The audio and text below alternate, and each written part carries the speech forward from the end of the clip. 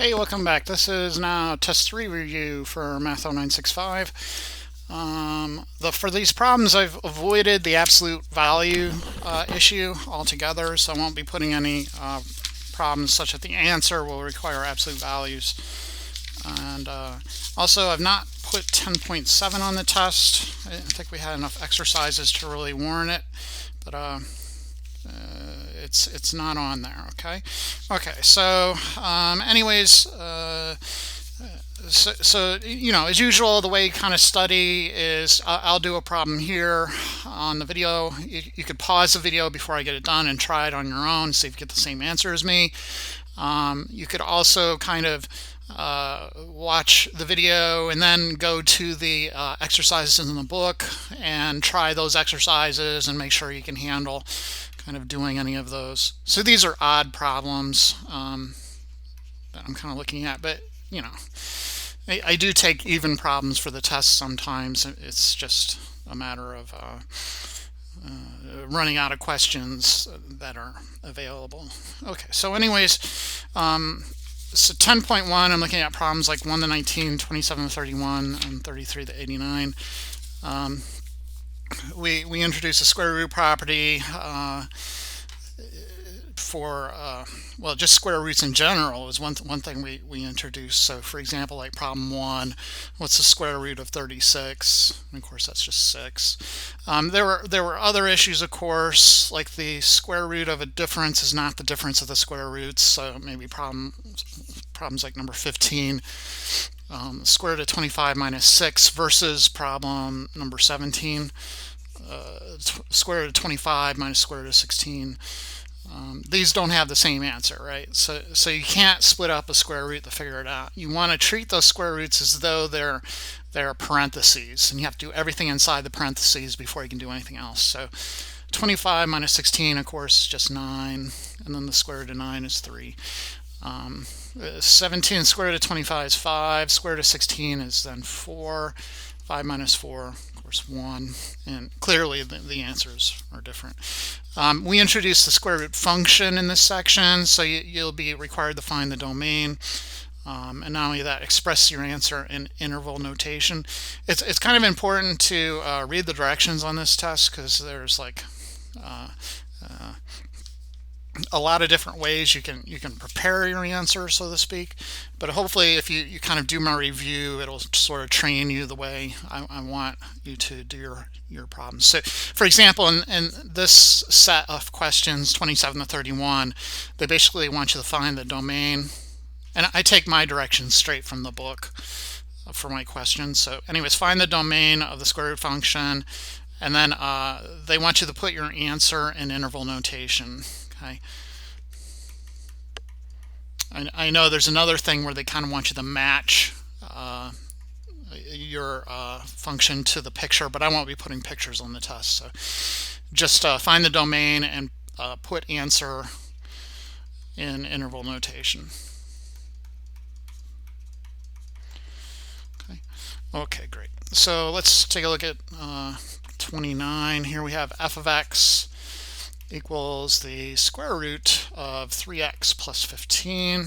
So it's pretty simple. You just have to make sure that anything that's going into the square root is positive or greater than positive or equal to 0. So 3x plus 15, we need to make an inequality saying that that thing has to be greater than or equal to 0.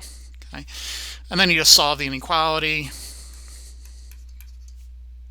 Divide both sides by 3. Whoops.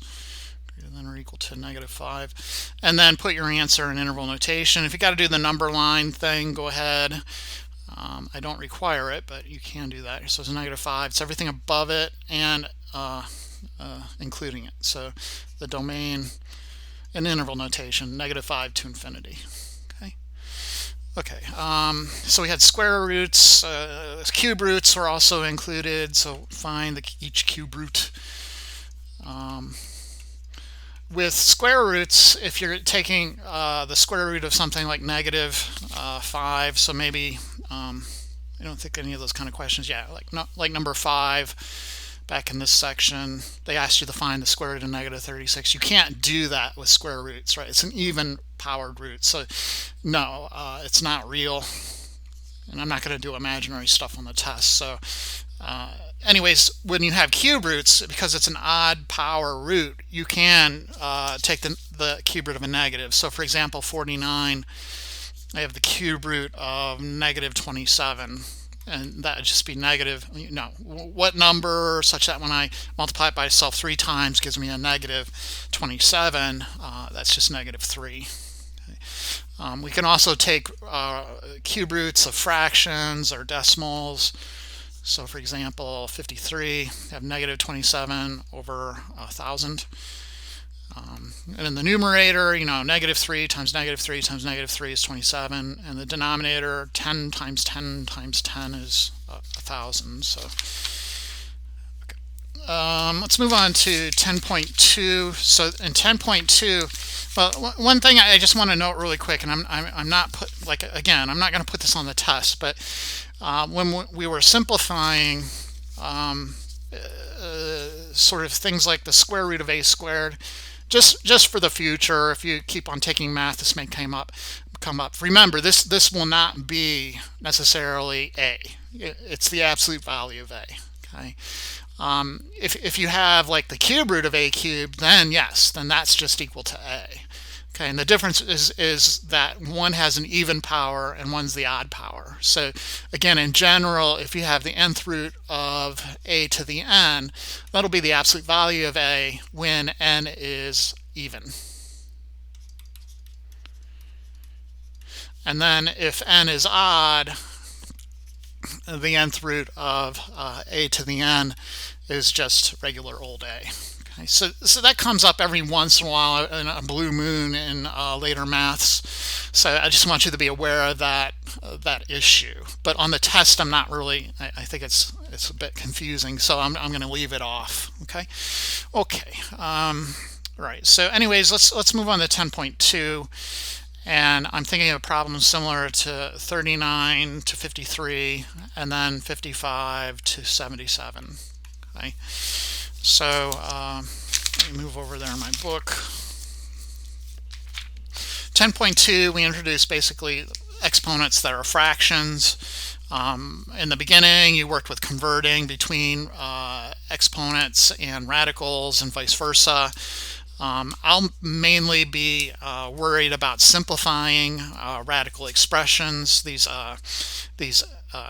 simplifying the exponents. Okay, so there were a certain number of rules we had in 10.2. We don't want repeated bases, we don't want negative exponents, we don't want parentheses, we don't want a power to a power, things like that. So I would expect you to be able to kind of simplify those. The first set, 39 to 53, I think I found it. It's on page 711. Rewrite the expression with a positive rational exponent and simplify if possible. So, for example, 39, we have 49 to the negative 1/2. Okay, so we don't like the negative exponent. So the first thing you would do is rewrite it as 49 to the 1/2 in the denominator. Just change the sign of the exponent. And then, if possible, simplify it. So we know 49 to the 1/2 is the same as the square root of 49. And then the square root of 49 is just, of course, 7. Okay, so that would be nicely simplified. Let's look at maybe another one. So here I have 45, 8 to the negative 2/3. Same kind of game, so I write it as 1 over 8 to the positive 2/3, and then we want to simplify the 8 to the 2/3, right? So I could rewrite that as 8 to the 1/3 squared, and you should be able to do this in your head, right? 8 to the 1/3 is the same as the cube root of 8, and then we're going to square it. Cube root of 8 is just 2, then I have to square it, and then 2 squared is 4. Okay. Let's get one more. This is 49. We have negative 64 raised to the 2/3. Okay. So negative raised to the negative 2/3, excuse me. So these all have negative exponents. I'm going to drop the negative 64 to the denominator, and that will change the sign of its exponent. It won't change it from negative 64 into positive 64. It's only the exponent sign that changes. Okay. And then we could rewrite it with our definition of rational powers. So this would be negative 64 to the 1/3 squared. Of course, negative 64 to the 1/3 is the cube root of negative 64. You could take the cube root of a negative. So that would be negative 4, and then we got to square it. So we get 1 over negative 4 times negative 4 is 16. Okay, so that would be the first set of problems. The second set of problems says we're using properties of rational exponents to simplify each expression. Assume all the variables represent positive numbers. So again, I'm avoiding all the absolute value type problems that could potentially come up. So anyways, let's look at this next set. And these are the kinds where you're avoiding, you don't want to see a repeated base, you don't want to see negative exponents, you don't want to see parentheses or powers to powers, all that jazz. Okay, so it's basically simplify the exponential expressions. Okay, so here I have 16 to the 3/4 over 16 to the 1/4. I could use the quotient rule for exponents, so this would be 16 to the 3/4 minus 1/4. That'd be 16 to the 2/4. And then you could simplify that into 16 to the 1/2. 16 to the 1/2 is the same as the square root of 16, and that would just be 4. Okay. 65, we have 5 to the 2/3 cubed. So in these cases, you're just multiplying exponents. So I get 5 to the 6/3, which is really 2. And then 5 squared is 25. Okay. Let's try 71. So I have 25 x to the 4th, y to the 6th raised to the 1/2. Okay, so you need to kind of distribute this 1/2 exponent. So you get 25 to the 1/2, x to the 4/2, which would be 2, y to the 6/2, which would be 3. And then 25 to the 1/2, of course, is just the square root of 25, which is 5, x squared, y cubed. Okay. Let's try 73. So I have x to the 1/2, and then y to the negative 3/5, and then raised to the 1/2 power. Multiplying exponents, I get x to the 1/4, y to the negative 3/10, and then I can't have negative exponents, so I drop the y to the 3/10 to the denominator and make it y to the positive 3/10. Okay. Let's try quotient. So 77, 3y to the 1/4 cubed all over y to the 1/12. Kind of distribute that exponent. You get 3 cubed times y to the 3/4 over y to the 1/12. 3 cubed, I can multiply that. That's simple. 3 times 3 is 9, times 3 is 27. I have a repeated base here, so you have a y in the numerator and a y in the denominator. So you need to kind of use the quotient rule to combine those two. I'm going to need a common denominator to add the exponents. So in the numerator here, in this exponent, I'm going to multiply top and bottom by 3. And I get 9/12 over y to the 1/12. And so I'm going to bring the denominator up and subtract the exponents. If you bring the numerator y to the 9/12 down, you'll have y to the 1/12 minus 9/12, which would be, give you a negative exponent, which we don't want. So it's quicker to bring the y to the 1/12 up. So you get 27 y to the 9/12 minus 1/12, and that would be 27 y to the 8/12. And then you could simplify that exponent into 27y to the 2/3. Okay. Okay, so let's move into 10.3, where we're simplifying radical expressions. Also, there's a lot of multiplying rational expressions here. And basically you're kind of marching perfect squares or perfect cubes or perfect fifths or whatever outside the radical. Okay, so 10.3, I'm looking at problems. I'll be interested in problems like 39 to 77 odd. Let's get over there and see the directions. Okay, so in this first set, they're saying simplify by factoring, and as usual, assume that all variables represent positive real numbers, so you don't have to worry about the absolute values. Okay.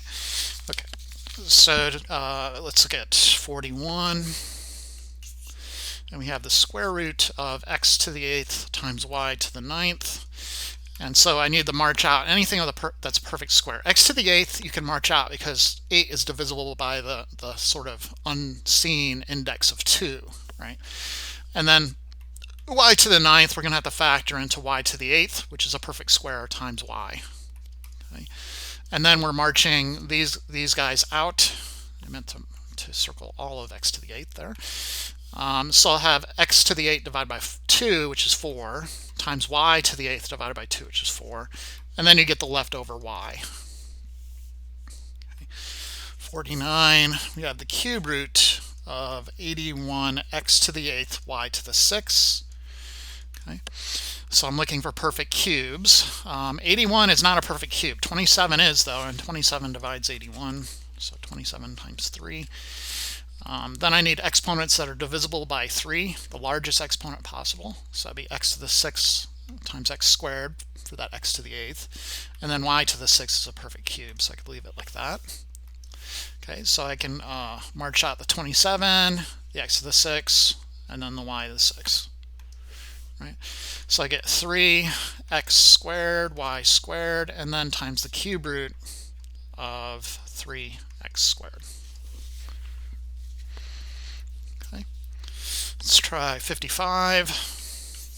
And we have the fifth root of 64 x to the 6th, y to the 17th. So I'm thinking perfect fifths. 2 times 2 is 4, times 2 is 8, times 2 is 16, times 2 is 32. So we have 64 is 32 times 2, where the 32 is a perfect fifth. And then I have to break up these exponents on the variables. This will be x to the 5th times x to the 1st. And then for x to the 17th, I'm going to go x to the 15th times, or sorry, y to the 15th. I'm going to go y to the 15th times y squared. And again, you can march out perfect fifths. This guy, this guy, and this guy. So I'll have 2xy cubed, just dividing the exponents by 5. And then the leftover bits, don't forget I need a little 5 for the index and the radical. I get 2xy squared for my leftovers. Okay. The next sort of section I pulled from the book, 33 to 89. I believe it was 33. Let's see. No, I'm sorry. 39. It's 39 to 77, but they kind of there's 2 sections included there. The second section is from 61 to 81. It says multiply and simplify, and again you can avoid absolute values. Okay, so multiply and simplify. 63, we have the square root of 5x times the square root of 10y. So this will be the square root of 50xy. Okay, and then we can simplify it. So 50 is really the same as 25 times 2. And there's no perfect squares except that 25. So you'd end up with 5 square root 2xy. Okay, and you'll leave these in radical form. 69, we have 2 root 5 times 3 root 40. So I'm going to end up with 6 times square root of 200. And then I got to simplify the square root of 200. 200 is the same as 100 times 2, where 100 is basically 10 squared. So you get 6 times 10 times root 2. In other words, 60 root 2 for our simplified form. One more, then we'll go to 7.4. Here's 73, the square root of 5x cubed times the square root of 8x squared.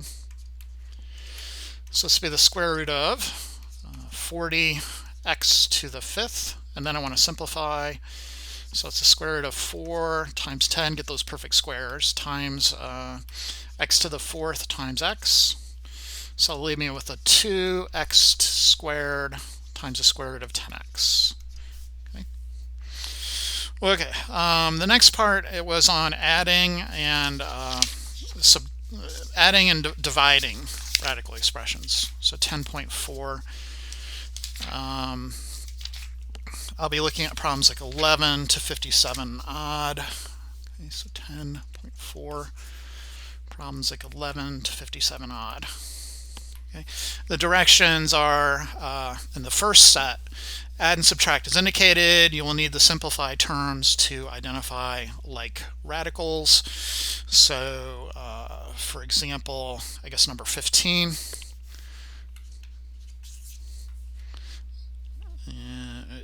What is it? 3 root 32x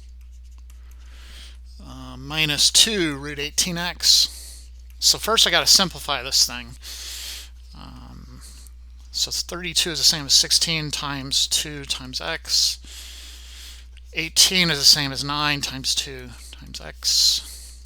So we get 3. You could factor out this 16 is root 16 is 4 times 2 times x times the square root of 2 times x minus 2. You can factor out the square root of 9 to give you 3, and then left over 2x. So you have 12 square root 2x's minus 6 square root of 2x's. And these are like terms. You can simplify that by adding them together. So it would be 6 square root 2x. There were some in there you could like simplify and then they still wouldn't add together. So you might want to, I guess, like number 19 is kind of weird like that. So let's just make sure we cover all of our bases. So number 19.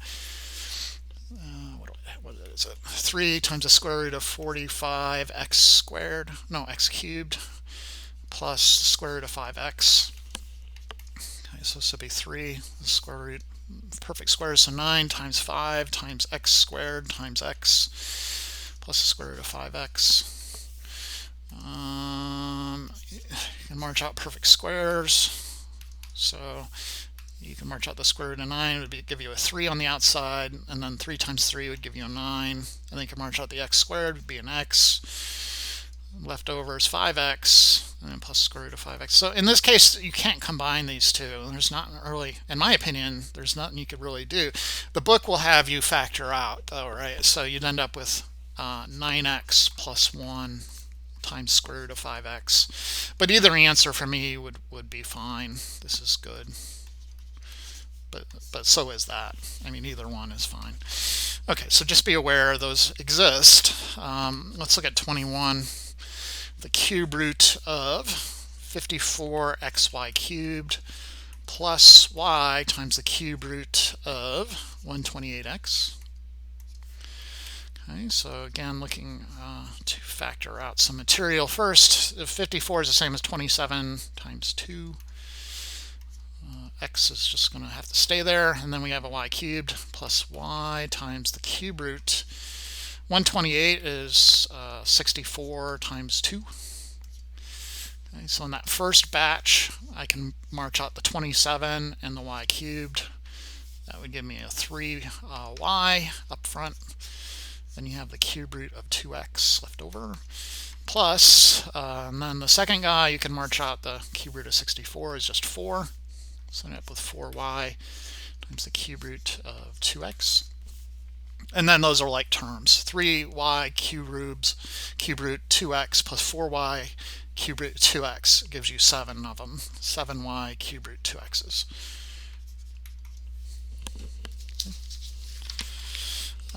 So we also had division, so the quotient property, and so you could split a quotient.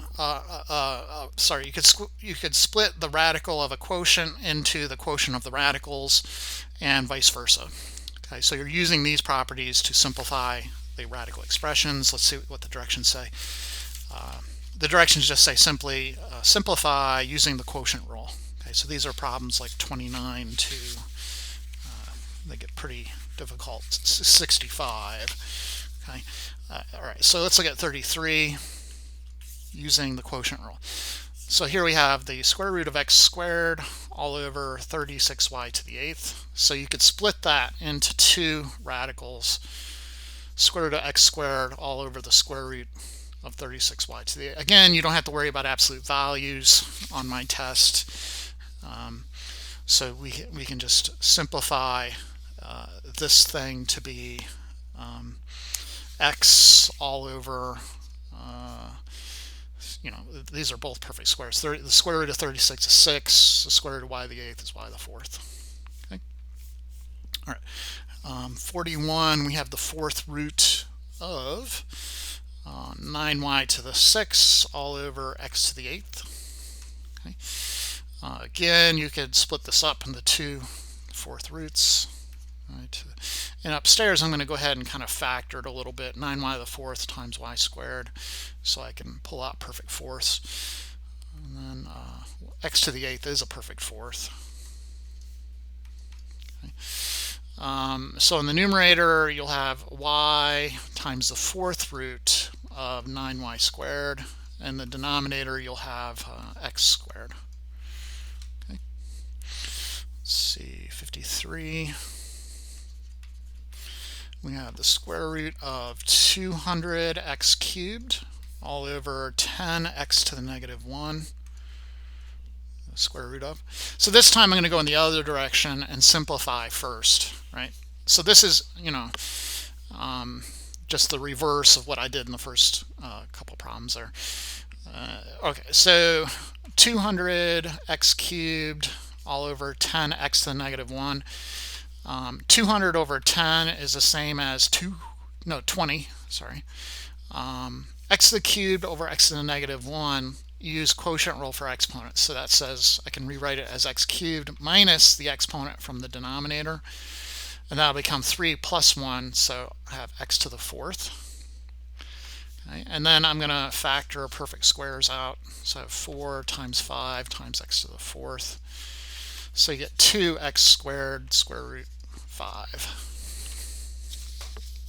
One more. Okay, so 55 square root of 48 a to the 8th b to the 7th all over the square root of 3a to the negative 2 b to the negative 3. Okay, again, I'm going to just do the reverse process and then simplify the fraction first. So 48 over 3 is 16. A to the 8th over a to the negative 2 will be a to the 10th, because it'll be a to the 8 minus negative 2, which is 8 plus 2, which is 10. And then same for the b, it'll be b to the 10th. 7 minus negative 3 is 7 plus 3. And then the square root of 16 is just 4. Square root of a to the 10th is a to the 5th. And then likewise for b to the 5th. Okay. Okay, then 10.5, we are working with multiplying more than one radical expression and then rationalizing denominators. Okay, so the first set of problems like 5 to 25. And then the second set of problems will be 75 to 85. Okay, so the first set, you're multiplying radicals out. So for example, root 3 times 4 root 6 minus 2 root 3. This will come down the distribution. Okay, so I'll have 4 root 3 times root 6 is root 18. Minus 2, root 3 times root 3 is root 9. You could just multiply the insides together. And then you're marching out perfect squares. So 4 root 9 times 2 minus 2, root 9 is just 3. So I can march out the root 9 from the first one. I get 4 times 3 is 12 times root 2 minus 6. And that would be it. So distributing, if you have two sort of binomial rationals, you have to FOIL. So for example, 6 minus 3 root 7 and 2 minus 5 root 7. I have to FOIL. So first is 12. The outer will give you minus 30 root 7. The inner would be minus 6 root 7. And last, plus 15 root 49. Simplify, combine like terms. So get 12 minus 36 root 7 plus 15 times 7. What is 15 times 7? 105. So this will be 12 minus 36 root 7 plus 105. 12 plus 105 is 117, and then minus 36 root 7. Okay. All right, another one. Let's get some variables involved. So this is 25. Root 3x minus root y, and then squared. So you still have to FOIL this, right? So it's really root 3x minus root y, and then root 3x minus root y. So this will be root 3x times root 3x squared. That'll cancel out that radical. I guess you can think of it as 9, square root of 9x squared, if you wanted to, but I'm trying to avoid that whole absolute value issue. So if you think of it this way, you don't have to worry about the absolute value. This is the only reason why I did it this way.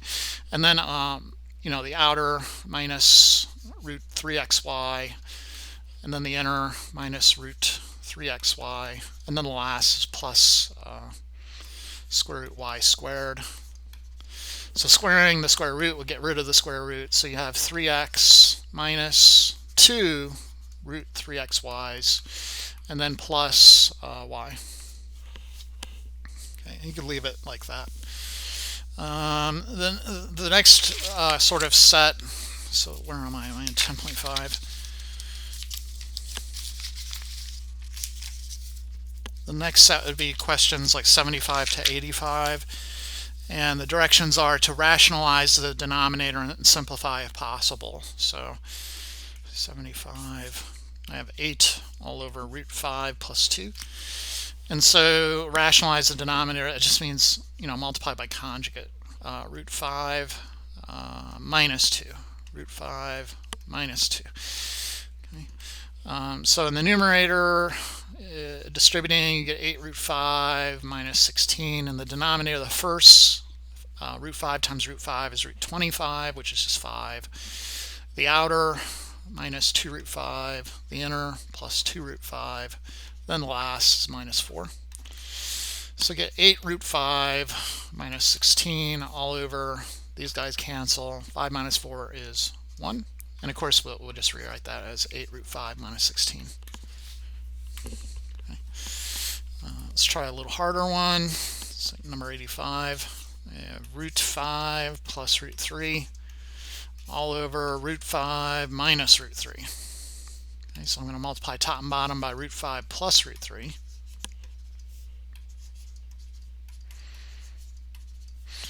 In the numerator, first, you get the root 20. You can write it out if you wanted. Root 25, the outer plus root 15, the inner plus root 15, and then the last plus root 9, which is 3.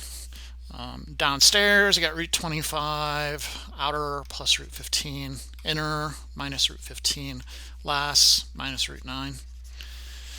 Simplifying, so I get 5 plus 2 root 15s plus 3. Downstairs, I got 5. The root 15s cancel, and then minus root 9 is 3. So in the numerator, I have 8 plus 2 root 15. In the denominator, I have 2.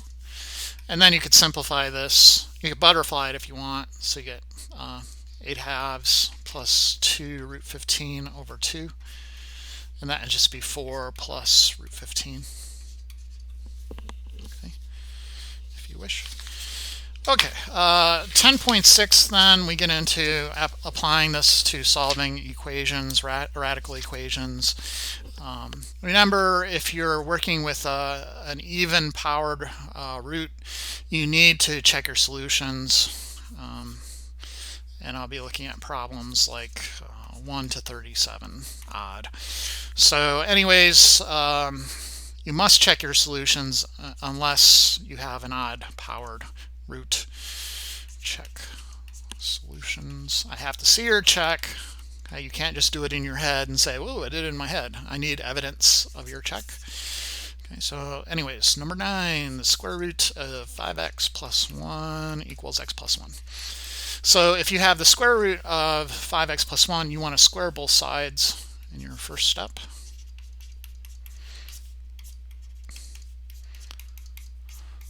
On the left, squaring a square root will get rid of the square root. You just get 5x plus 1. On the right, you have the FOIL.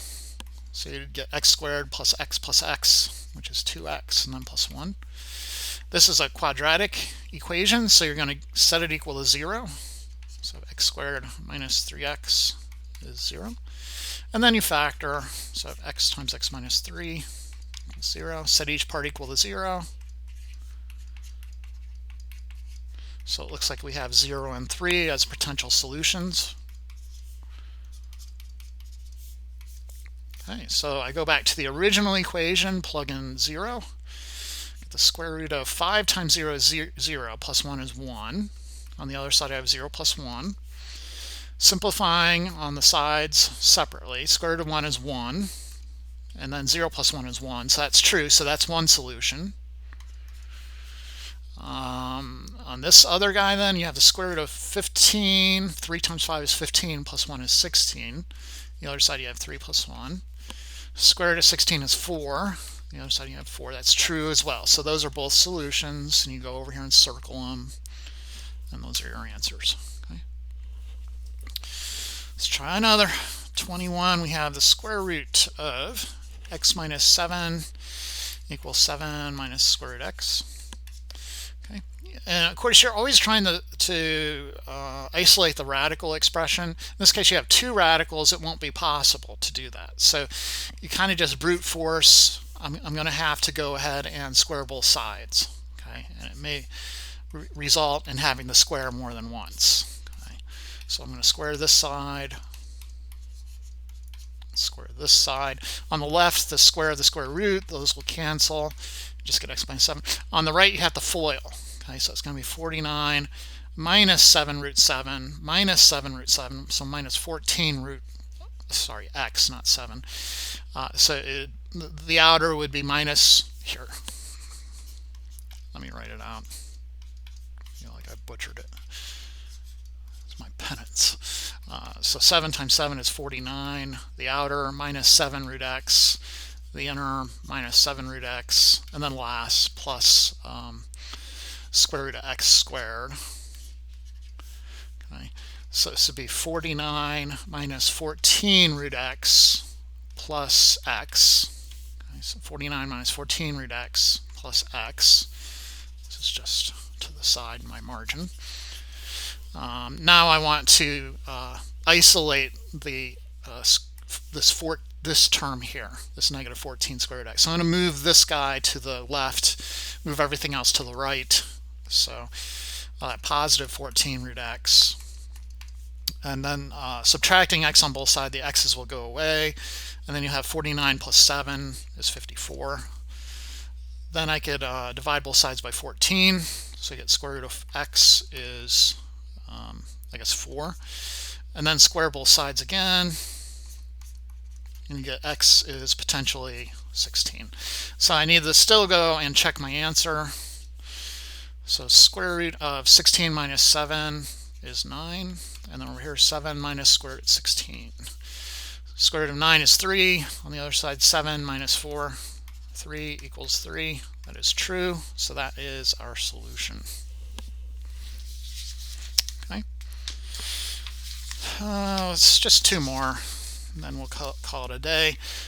25, I have 2 square root of 4x plus 1 minus 9 equals x minus 5. I need to isolate the radical portion, so I'm going to move the 9 to the right. 2 square root 4x plus 1 equals x plus 4. Then I got to square both sides. On the left, the 2 squared is 4. And then square root 4x plus 1 times square root 4x plus 1 will just give me 4x plus 1. It'll get rid of the radical. And then on the right, you have to FOIL. So x squared plus 8x plus 16. Okay. And then you have 16x plus 4 equals x squared plus 8x plus 16. So this is quadratic. You need to set it equal to 0.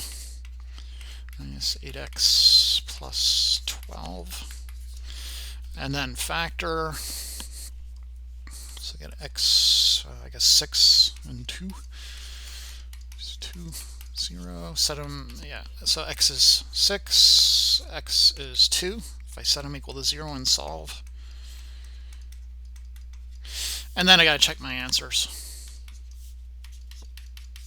Okay, so in the original equation, I have to go back to this thing, way back to wherever you start. Okay, so for the x equals 6, I'll have 2 times the square root of 4 times 6 is 24, plus 1 is 25, minus 9 equals 6 minus 5. Square root of 25 is 5. 2 times 5, of course, is 10. 10 minus 9 is 1. 6 minus 5 is 1. So that's true. That's one solution. Trying 2 now. So 2 times the square root of 8 plus 1 is 9. Minus 9 equals 2 minus 5. Square root of 9 is 3. 2 times 3 is 6. 6 minus 9 is negative 3. 2 minus 3 is negative 3. Or so 2 minus 5 is negative 3. That is true. So both of these are solutions. So go back and circle them. One more. So 27. 2x plus 3 to the 1/3 power now, plus 4 equals 6. So isolate this radical portion. This is a cube root. It's just written to the 1/3 power. So subtract 4 from both sides, you get 2 on the right. Raise both sides to the 3rd power. So you get 2x plus 3 is 2 times 2 is 4 times 2 is 8. So 2x equals 5. And then x equals 5/2. It's an odd power, so you don't have to actually even check your answer. You're just kind of done at that point. So the test will, go along those lines. So again, hopefully you were pausing the video and just trying the question on your own, or you were now going to go to the book and find similar problems and give those a whirl. Okay, and then hopefully you'll be prepared for the test. So that'll do it for me. As usual, there's no video quiz in the review video, so you're in the clear there. Thanks for watching, and we'll see you again next time.